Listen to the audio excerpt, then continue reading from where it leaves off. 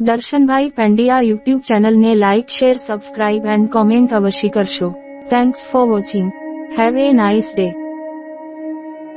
આજના દિવસે જેમનો પણ બર્થડે હોય તેમને દર્શનભાઈ પંડ્યા યુટ્યુબ ચેનલ તરફથી ખૂબ ખૂબ શુભકામનાઓ.